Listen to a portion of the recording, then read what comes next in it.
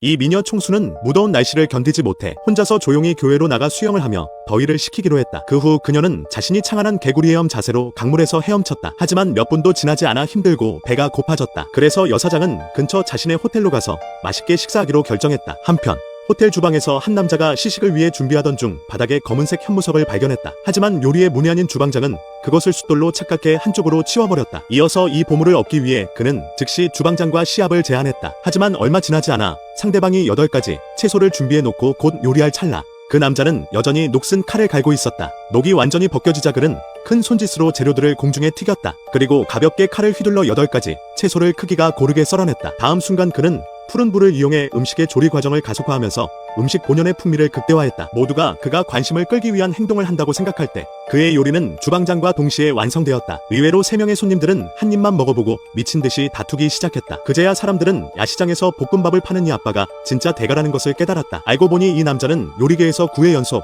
우승한 요리의 신이었다. 하지만 우승한 날 임신한 아내와 함께 산속으로 들어가 평온한 삶을 살기로 했다. 그런데 시기하는 사제가 스승이 그를 후계자로 지명한 것에 앙심을 품고 외부인과 결탁해 모든 사제와 사매들을 죽이고 그를 쫓아내려 했다. 그때 아내가 심한 복통을 느끼며 출산을 앞두게 되었다. 그래서 그는 필사적으로 아내를 보호했다. 하지만 상대방이 워낙 많아 금세 밀리고 말았다. 아내 역시 마지막 순간 그를 위해 치명상을 대신 맞았다. 죽음을 앞둔 아내는 그에게 딸을 키워내고 다시는 세상 일에 휘말리지 말라고 당부했다. 그 후 그는 노점을 빌려 볶음밥을 팔며 생계를 유지했다. 하지만 맛과 향, 색이 모두 뛰어나 많은 손님들이 줄을 서서 기다렸다. 그렇게 6년이 흘렀다. 어느 날 노점에 이상한 노인이 향기를 따라 찾아와 서둘러 볶음밥 한 그릇을 주문했다. 남자는 그가 줄을 서지 않자 화를 내며 줄을 서면 9위안이지만 끼어들면 999위안이라고 말했다. 그가 줄을 서서 기다리길 바랐지만 상대는 돈이 문제가 아니었다. 그는 그냥 볶음밥을 만들어 달라고 했다. 하지만 곧바로 지갑을 가져오지 않아 먼저 먹고 나중에 계산하자고 제안했다. 남자는 그가 무전 취식을 하려는 줄 알고 쫓아내려 했다. 그런데 이 노인은 세계 최고 부자였다. 그는 식욕부진으로 인해 죽음을 선고받았다. 그가 자신의 정체를 밝히려는 찰나